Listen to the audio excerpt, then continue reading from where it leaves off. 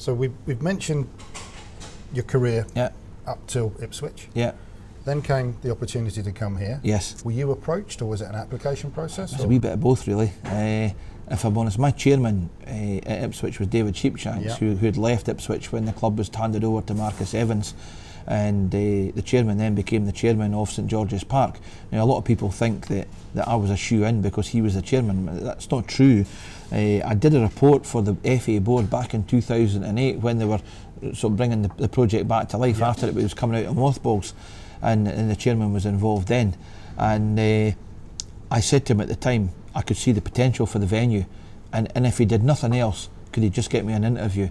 And you know, big-headedness or not, I was pretty confident that my abilities and my previous experiences would give me a fighting chance of getting that.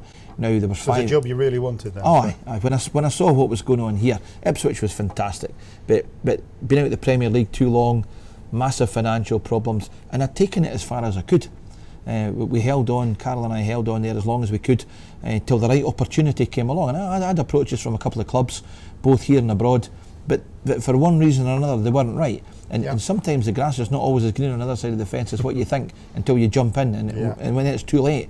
So, you know, because we had a great job at Ipswich, because we worked with UEFA part-time, we weren't under any pressure to move. And we could afford to wait until the right thing came along. The boys were grown up, so we didn't have that family tie. And when this came up, there was 5 of us were involved in interviews. The interviews were not about growing grass, because everybody who was interviewed, and I'm not sure who the other 4 guys were, but I was reliably informed that everybody was had a proven track record of producing quality. But I have a fair idea who the other 4 were. But very much focused on your attention to multitask, to manage big budgets, to manage big staffs, to understand the commercial importance and things of the operation. And I got the job on the back of that. But I have to say, the interview I underwent was one of the most rigorous interviews. I was interviewed at the time by the Group Facilities Director, Greg Gillen, who's moved on now. Sir Trevor Brooken was one of the guys, and one of the FA Group senior HR managers. So I got asked questions I'd never been asked in my life, you know, how I'd manage that, and I thought, bloody hell, you know, I mean, I thought I'd struggled with it, but it turns out I hadn't. As I say, I'd never been interviewed in that manner before.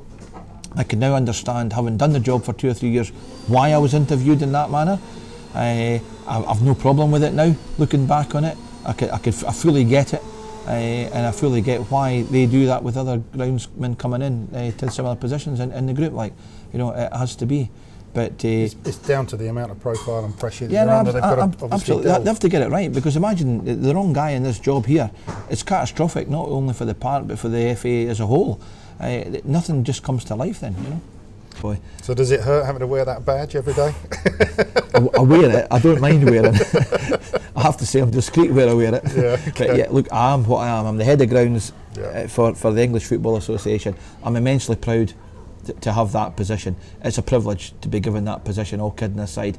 To be given the opportunity to practice your craft at this level is absolutely fantastic, and something I could only ever have dreamed of. I've had a tremendous career.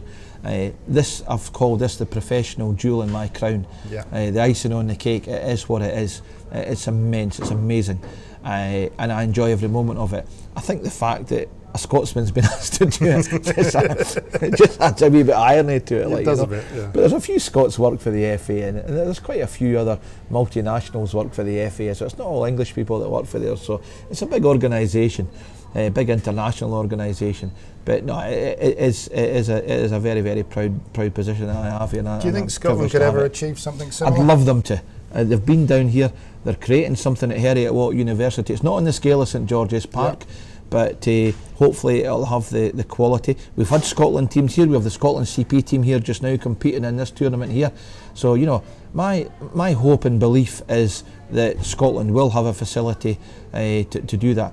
I think of all the national associations who are trying to do a copy of St George's Park or a version of St George's Park, we get a number of visits, and we've made a number of visits to see what other people are up to. The biggest problem, they don't build enough pitches. That is some fantastic facilities. I was on a tour recently that took me to Anderlecht and to the Belgium's national facility. We looked at a facility in Lille. We looked at facilities in Arsenal and Tottenham. But some of the national associations, the Germans are building one in Frankfurt, and they've openly admitted now they don't think they've built enough pitches. If you're running 24 teams, 4 or 5 pitches isn't going to cut it for you. You need 15 or 20 pitches. So you need a bit of ground that is, can facilitate that. So that's the big difficulty. So I think, I think other people will copy us, and I hope Scotland do, and give themselves the opportunity to come back up. Because under Gordon Strachan, they've made a tremendous inroads to get back up into. I don't think they're ever going to be a top 10, but they are going to be a top 20 national side. They should be, and most of the players are playing in the English Premier League now, so that should be pretty good. We've spoken about success of teams. We've spoken about success of the grounds teams that you work with in terms of awards and trophies. What would you consider Alan Ferguson's biggest success to date?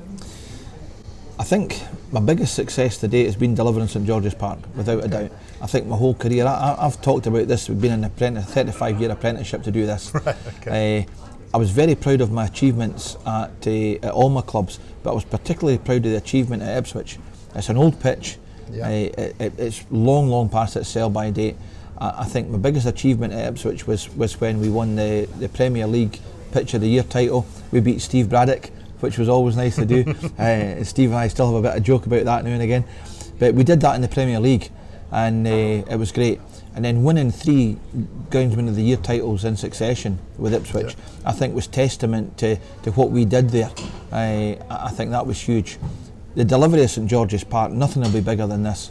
This has to be the pinnacle of my career. And if people ask me a particular individual success, this is it. I couldn't have imagined 5-10 years ago I would lead a team and build with a degree of success we've had here and continue to build that.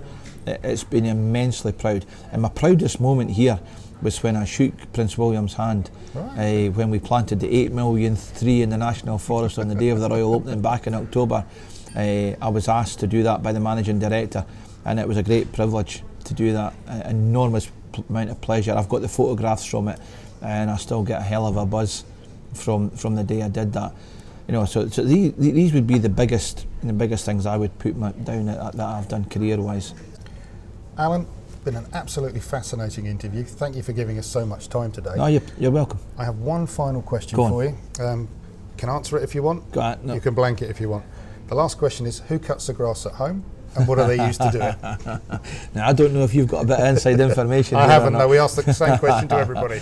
I don't have real grass at home. I have synthetic grass, because I'm never at home.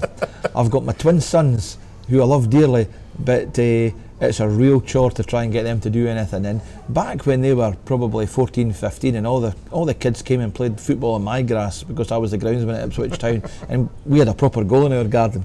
My grass got clobbered. I had brilliant grass, I had fantastic grass, and I really enjoyed looking after it. But as my career moved on and I moved away, I've got a flat up here in Burton, so I go home on the weekends. I just don't get the time. So I took a decision quite a few years ago now to put synthetic turf front and back. It looks great all year round. It requires the minimal amount of maintenance, so nobody cuts the grass at home. I go out and I just tidy it up a wee bit. That's a first for this one. Okay. Alan, thank you very much. You're welcome. Thank you.